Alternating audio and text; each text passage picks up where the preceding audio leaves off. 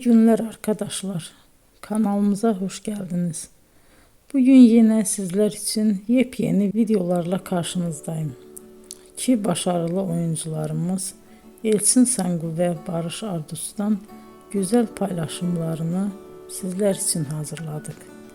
Elçin Sangu, Sevdim Alabora, Yalancı ve Mumları, Kiralık Aşk, İyi Günde Kötü Günde bu dizilerde rol almış ve herkes tarafından çok beğenilmiştir.